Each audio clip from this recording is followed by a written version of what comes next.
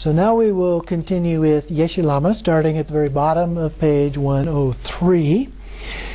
Here he says, next, there are two ways to ensure that the practice is on track. First, training in the 4 sessions for those who practice with elaborations as stated in the clear expanse.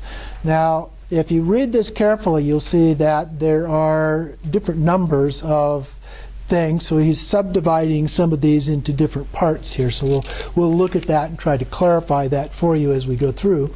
The way to ensure that the practice of virtue is on track is to train in 4 sessions. Normal 4 sessions would be real early morning, afternoon, evening. So here, thus, for that, during the first phase of the pre-dawn, so this would be before it gets light, so very early in the morning, meditate on Guru Yoga. In the second phase, maintain Trekcho. And in the final phase, meditate on empty bliss and fierce wisdom, which is Tumo. From dawn to sunup, so this is the second part of the day here, recite daily sadhanas, prayers, and so forth. And then from morning until noon, so this is another potential division, but it's still in the 4-part thing, it's still part of the same. Practice Togal. Then in the late afternoon, in the late afternoon, perform prostrations and other virtuous activities. And then in the evening, practice Togal again.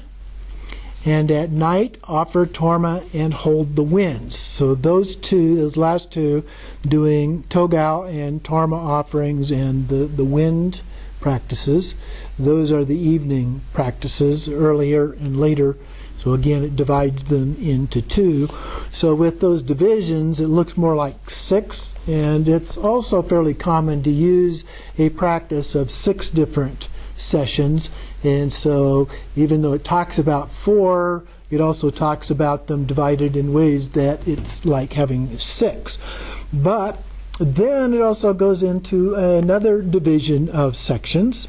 During the first phase of dusk, meditate on impermanence. On the second phase, practice generation stage and mantra recitation. In the late evening session, mingle sleep with innate clear light. So that's probably working on if it involved it could be the dream yoga, but it's also the clear light practices of the inner practices. Then, in all cases, begin each session by generating bodhicitta while maintaining the actual practice with non-conceptual awareness. In conclusion, end all sessions with dedication to merit and aspiration prayers. This is known as practice united with the 3 sacred stages. These 3 stages are indispensable. Second, so that was the first part of all of this. The second, being without elaborations, is as stated in the lamp that illuminates the appearances, just like the continuum of day and night. Thus, this is the field of experience for those who are experiencing the warmth of the fundamental nature and who only train in clear light Togal practice. So just for particular individuals. So the warmth of fundamental nature is probably Tumo, get it right? By forsaking all daily activities and never parting from the postures, awareness rests inexpressibly in the expanse of the kayas and vital essence.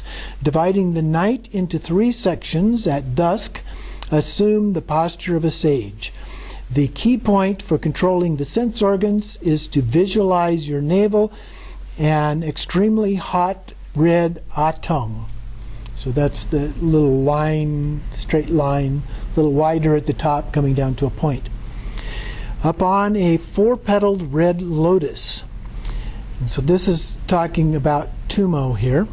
From that, fire blazes up in the central channel, penetrating the syllable Baham at the crown, drops the vital essence, fluid, fuel, the fire that blazes profusely, incinerating all karma and habits, and rest within empty bliss. In the middle of the night, assume the lion posture and gather all knowable things within the vase as follows. Visualize that within the heart there is an extremely radiant white awe. Also, visualize a white awe at the crown aperture. Between these two, within the central channel, visualize an unbroken chain of crystal white awes that dissolve one into the other. Due to this, the central channel becomes clear like the sun shining through a window. This is the key point for mingling sleep with innate clear light. Then in the pre-dawn, at the very moment of awakening, say Ha with 3 extended exhalations. Then assume the lion posture. Imagine that from the awe at the heart a second awe emerges and remains perfectly poised, about a bow's length above the crown of the head. Focus the mind there. Similarly, in order to develop the 4 states of concentration and the wisdom of non-conceptual cessation, the key point for exhausting the 5 branch winds in their own place is as follows. Envision that 5 red awes are stacked one upon the other, indicating the element fire. 4 white awes are stacked, indicating the element water. 3 green awes are stacked, indicating the element wind. And 2 yellow awes are stacked, indicating the element earth. Then imagine a single blue awe, indicating the element space. Meditate sequentially in this way because the syllable awe abides as the unborn nature and mental analysis resembles fire. The experience of joy and bliss resembles water, recollections resemble wind, and being bound by the antidote of mindfulness resembles earth. This is the key point for purifying that which is to be abandoned, including the antidote taken from the extraordinary wisdom intent of the great Pandit Vimalamitra. During this practice, increasing the advantageous circumstances even through conduct is as stated in the conjunction of the sun and moon. With conduct like a honeybee, experience the taste of all phenomena. With conduct like a deer, abandon all objects that become the condition for confusion. With conduct like a mute, forsake all confused speech. With conduct like a finch, sever doubt with the secret method. With conduct like a lunatic, forsake permanent location. With conduct like a lion, reject a fearful mind and wander in the charnel grounds. With conduct like a dog or pig, eliminate concepts of foul or clean. And then the concluding summary.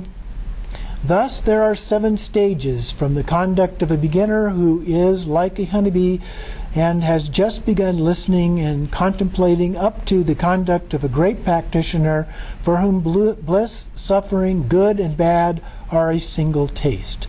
By assessing conduct according to one's own mind, the view and meditation will be enhanced accordingly.